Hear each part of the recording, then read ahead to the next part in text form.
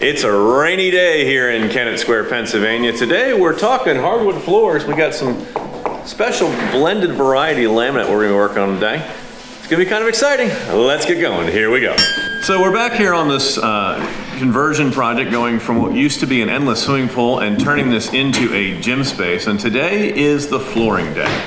So we've got a beautiful red oak from 𝗗𝘂𝘀𝘀 floors, sustainably harvested, eco-friendly, all those kind of things that you could ever ask for. It is an engineered flooring product. And so the guys are making preparations to start getting ready to put this down. We've got our padding down underneath, and then this floor is going to be nailed down. They offer all kinds of different ways that you can install this.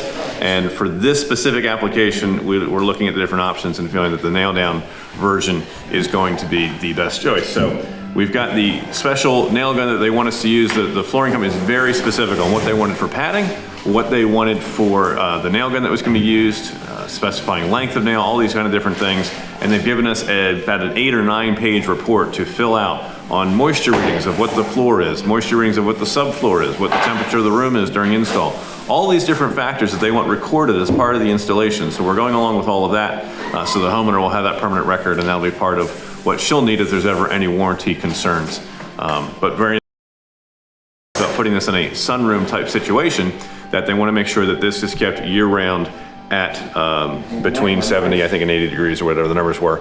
And so that's why we've got this mini split unit that we put on the other end of the room, so that year round we can keep this place contained. That's why we ripped all the drywall out to make sure everything is insulated properly, why we're insulating underneath the floor, all those different aspects that go into making sure that when this project is complete, that this floor is going to last beautiful for a very long time, and we're going to do everything we can to minimize the possibility of squeaks. It's never a guarantee, but we're going to do everything that we can to try to make sure that everything is tied together in such a way that there's not going to be any extra noise coming out of the floor.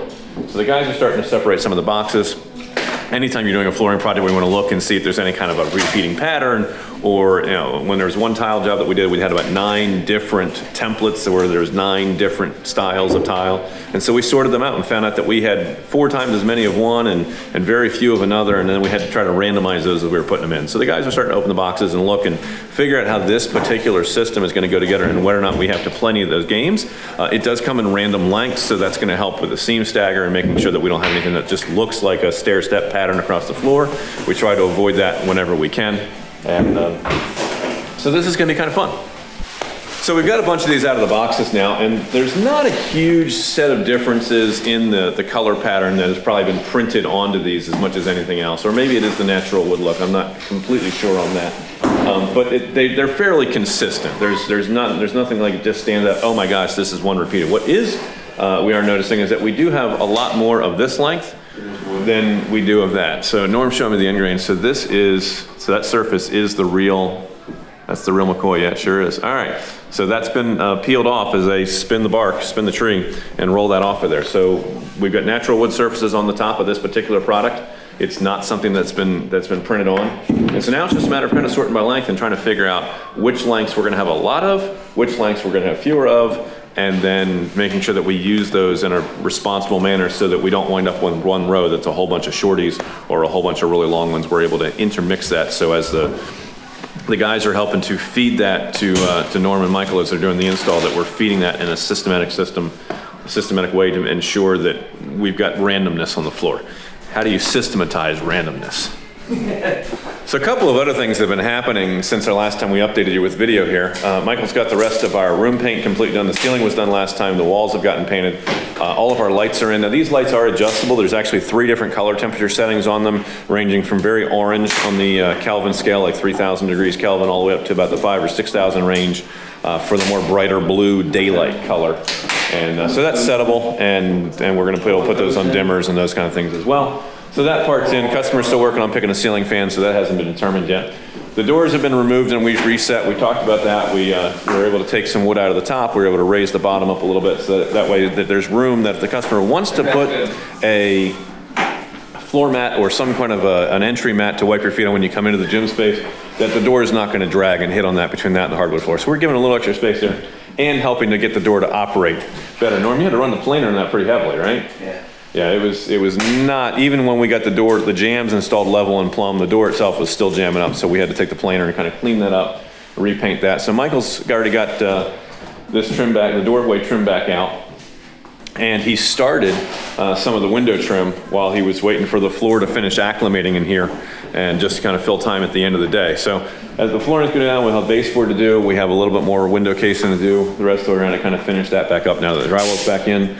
We, of course, will have final electric to do once this is done. We've got the rough in, but we got to come back and throw the outlets in when things are finished. And then baseboard, which we've started painting the baseboard, right? It's done. Yeah, so the baseboard... no, sorry, casing's done. Casing's painted. We didn't pick up the baseboard yet. Okay, so casing's painted, we still got to paint the baseboard, but what we usually do is we'll pre-paint that, and then we can nail that on and then just touch up the nail holes, do what needs to get done on that piece. So trying to be efficient and productive with the time as we get to the end of the day and there's an hour or two left, but it's not really enough time to start the next thing, but we want to kind of keep moving. So we've got our padding down, we're starting to lay out the floor. When you're doing these floors, you always want to take a measurement across the room, figure out, what are we going to end up with? If we're doing full boards all the way across and we get to the end, are we going to have a sliver? Are we going to cut, just a little bit off that last piece? Are we going to have to install a tiny little piece? If you're in a situation where you're going to have to install a tiny little piece, often what you have to do is start over here with a rip, where you take and you rip that piece down from a full 5 and whatever inches down to about half of that, so that you have, a reasonable size piece on this side, and you get that same reasonable size piece on this side over here. So the other thing that you've got to do when you're starting to lay out hardwood floor in a large room like this is you want to square the room up and make sure that you've got something that is at a right angle, and you don't want to get to the point where you're onto a wall and you've got 3 inches of board at one side and 1 inch of board at the other. And if you are going to have that situation, well, then you've got to ask the question, well, do I do better to just leave that on a wall that's not going to get looked at as often, or it's going to be covered by furniture, or do I want to kind of split the difference and put half on one wall and half on the other, that's definitely the more difficult and time-consuming way to go. In this case, what the guys have done is that corner is going to be heavily visible every time you exit this room. And because it is right there by the door, I don't envision them putting a whole lot of furniture in that corner. So Norman's decided that that's the corner that they're going to square off of, and that corner is 90 degrees, which is going to make life easy. So we're going to base it on that. Start there. We're going to run down this wall straight, and wherever we wind up on this wall, wherever we wind up with on this end wall here at the far side, is where it's going to be. Things look pretty good. We don't think we're going to have a problem with that, but it's definitely something that you want to look at and evaluate before you just start slapping wood down on the floor, or tile, or whatever the product is you're doing, or even roofing, shingling. It's the same thing. You want to check that area for square and make sure that you're going to not wind up with something completely wonky when you get to the other end of things. So German's working on figuring out the paperwork for us. The flooring company wants us to document a whole ton of stuff, from moisture readings on opening up several of these boxes and checking several pieces of wood in each one of those packages, and then testing the subfloor as well. So we've taken the moisture meter. So this is one of our moisture meters that we can use, and they want us to record the readings from both the subfloor and the material that we're putting down on the paperwork. They want to know what brand moisture meter we're using. They want to know a whole bunch of other different statistics to help verify and validate the warranty. So what we're going to do is we're going to take this and we're going to shove it into the end of the piece of wood here, and we're going to check and see what we got. So that's showing 5.8 on this particular sample, and we can check other boards and other samples and see where we're at. And then we're going to take that moisture meter and we're going to shove it down into the floor, and we're going to see that that particular place is about 8.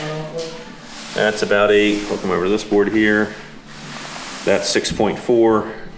So we're in the neighborhood. We're definitely in the ballpark. So they want us to record all those details and include those in the installation record, because that's going to be an important part of making sure that we did this correctly for all of their warranty purposes. So if you're installing hardwood floor, it may be worth picking up a moisture meter if you don't have one, and making sure that you don't have something that's completely out of whack. Because if you got 20 or 30 or 40% moisture in something, it's going to shrink, and you're probably going to lead to squeaks and some of those other things. You want to make sure that your moisture is consistent all the way across the board.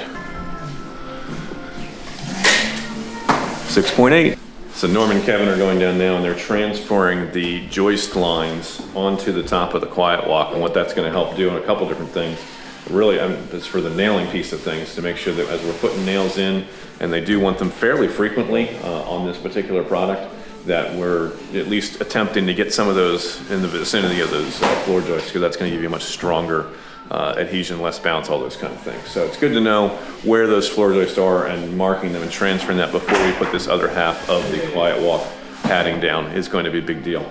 and helping make sure that our guys are able to work efficiently and quickly to get those nails where they're gonna get good grab and where we're gonna have the least amount of bounce and therefore the least amount of residual noise coming out of the floor. So when you start this out, we're gonna have a spacer against the wall, and every flooring is gonna have a different instruction for what that needs to be. For this particular floor, it's the thickness of a board, so we just set that up against the wall, and then the baseboard that we put in is going to fill that gap. First piece, we're gonna have the face nail, and then we'll have to get nail filler and come back through and fill those holes. And then after that, we have a tongue and groove flooring gun, which is specifically designed for getting set down on this edge and nailing that in. So that'll be the next step. The last really exciting part of this project is going to be this access hole. There is still a crawl space underneath. There's going to be a dehumidifier that's going to live down there that we're going to need to have access to the sump pump that's down there in case that ever gets activated or needs to operate. And we'll probably be operating because of the fact that there's the dehumidifier down there. So we need to have access to that.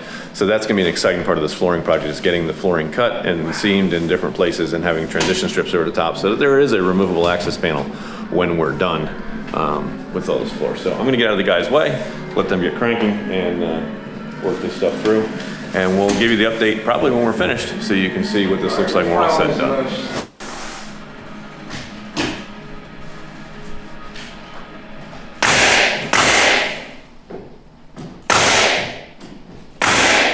So that's going to do it for us on this edition of Forever Home. If we can help solve a problem for you, give our team a call, 484-748-0008. Choose option 2 for Coat-Built, your full-service construction and renovation company. And extension 2 for new projects. Our dedicated office staff is standing by to answer your phone calls weekdays, 9:30 in the morning until 2 in the afternoon. The fastest way to reach our team is to hit us up on Facebook. Click that Contact Us button on the cover photo there on our Facebook business page, Coat Construction and Renovation. And we'll be happy to get back to you. You can send us photos there of whatever problem is bugging you. We'll be able to give you a quick virtual estimate right there over the computer system. So if you're watching on YouTube, it helps us a lot. If you leave a comment down below, tell us what you learned, ask us questions. We try to respond to all those comments as best we can. Hit the like button, subscribe to our channel, hit the notifications bell, because we're always going to be bringing you these types of homeowner tips that when you're interviewing a contractor and you're asking them to possibly put in a hardwood floor for you, what questions do you want to ask? Maybe you want to ask them, describe to me how you're going to square the room, or describe me how you're going to prep for this before you start laying the floor. Are you going to be doing moisture readings? What type of moisture readings are you looking for? You're going to be able to use some of the information that we're providing in these videos to be able to ask intelligent questions of those contractors that you're screening for work at your house, so that you make sure that you're able to hire somebody that actually knows what they're talking about. And we have more information on our blog at coatbuilt.com for information on how to screen contractors and questions you should ask and how to do background, kind of check court records and those kind of things. So if we can help you with any of those things, by all means, leave a comment down below. We'll be happy to give you our input and feedback in those areas. Remember, there's nothing that we don't do. Roofing, siding, windows, doors, decks, anything on the interior of your home with the remodeling a kitchen, renovating a bathroom, finishing your basement, drywall, spackle, plumbing, electrical, paint, all those kind of things. Whatever it is that we can help you with, build your custom dream home, a garage, an addition on the back of your house. We'd be happy to serve you. Reach out to us, send us a picture, and let's see what we can do to help you build and maintain your forever home. This is Drew in beautiful Kennet Square, Pennsylvania. We'll catch you next time. Remember, we're finished with it. You'll be proud to say it's not just done, it was coat built. Bye for now.